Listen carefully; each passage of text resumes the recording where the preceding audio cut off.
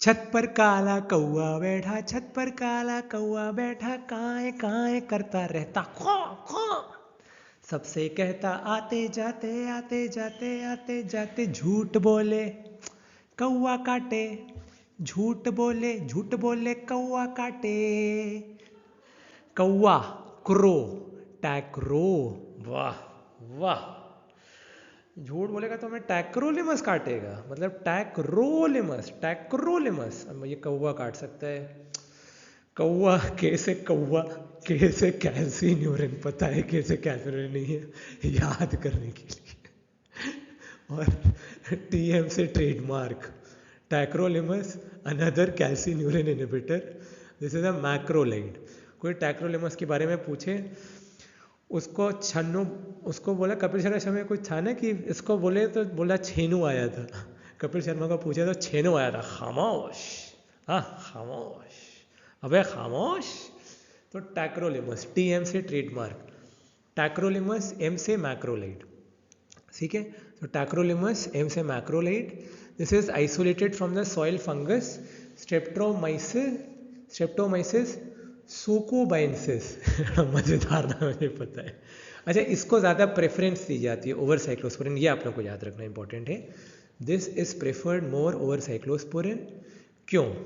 Number 1, increase potency. YouTube comment section में type करो I am waiting, what do you mean by potency. Number 2, decreased episodes of rejection. Number 3, steroid sparing effects. बताया था steroid sparing effects, क्या क्या होते हैं steroid के effect cyclosporin के, waiting in the YouTube comment section, ठीक है। सो इसीलिए स्टीरॉयड एसोसिएटेड एडवर्स इफेक्ट्स इसके बहुत कम होते हैं।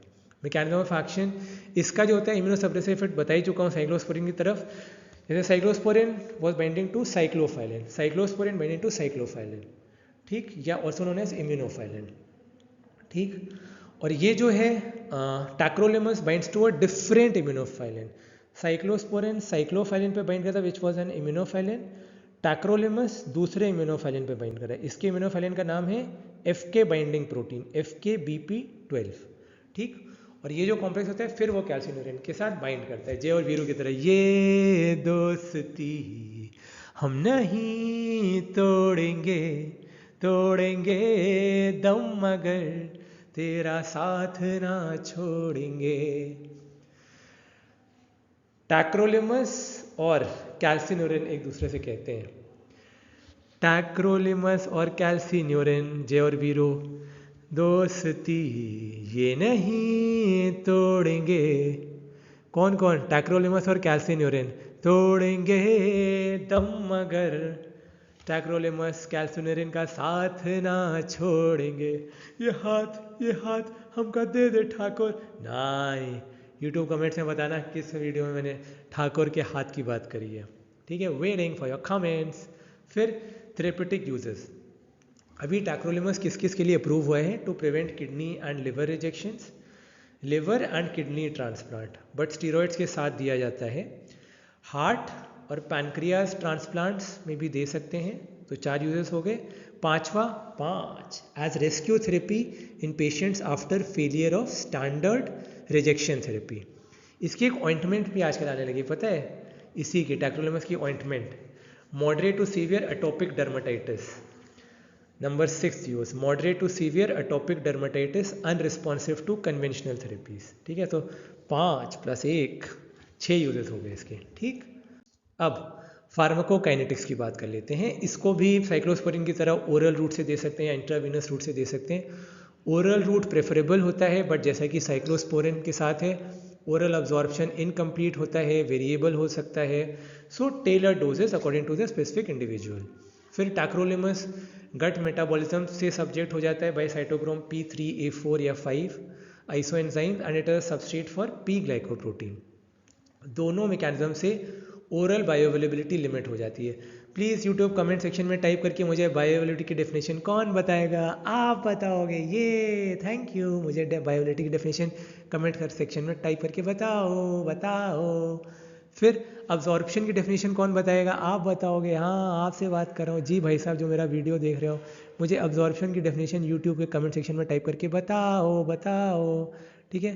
तो जो अब्जॉर्प्शन होता है, this is decreased if the drug is taken with high fat या हाई कार्बोहाइड्रेट मील्स, ठीक है। और ड्रग्स और metabolites are eliminated in the faeces, जैसे उसमें बिलेरी था साइक्लोस्पोरिन में, इसमें भी फीकल रूट से एलिमिनेशन होता है, ठीक।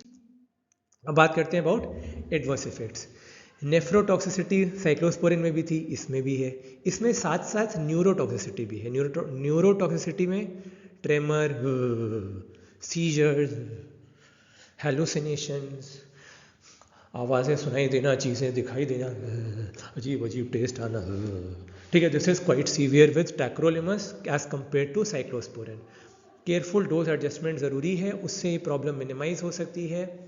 Post transplant insulin dependent diabetes mellitus is another problem. तो नेफ्रोटॉक्सिसिटी, न्यूरोटॉक्सिसिटी और ट्रांसप्लांट के बाद post transplant insulin dependent diabetes mellitus, this is tacrolimus on your finger tips, फट फट फट चट, ठीक।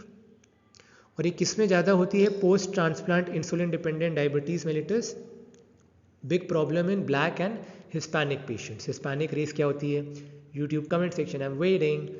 अदर टॉक्सिसिटी सिमिलर हैं, एक्सेप्ट टैक्रोलिमस की तरह ये दाढ़ी मूछे नहीं उगाता औरतों के मुंह पर, और जिंजाइवल हाइपरप्लेजिया नहीं करता।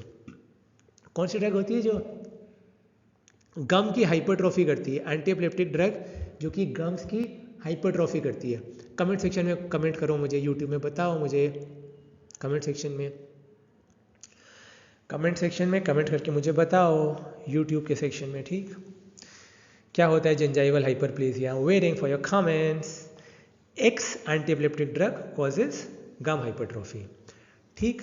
ये तो नहीं कर सकता, बट टैक्रोलाइमस में गंजा कर सकता है बंदे को या बंदी को। ये सर के सारे बाल उड़ सकते हैं, गायब हो सकते हैं, ठीक। It can cause alopecia tacrolimus. फिर साइक्लोस्पोरिन के साथ कंबाइन करके अगर दिया जाता है, मतलब साइक्लोस्पोरिन तो बहुत ज़्यादा कार्डियोटॉक्सिक है, आपको मालूम ही है। टैक्रोलिमस में लोअर इंसिडेंस है कार्डियोवैस्कुलर, मैंने आपको बताया था हाइपरटेंशन, हाइपरलिपिडीमिया जो टैक्रोलिमस हाइपरटेंशन और हाइपरलिपिडीमिया जो कि साइक्लोस्पोरिन करा था वो टैक्रोलिमस नहीं करता, ठीक है। सो इसमें दे सकते हैं। Drug interactions are similar to cyclosporin.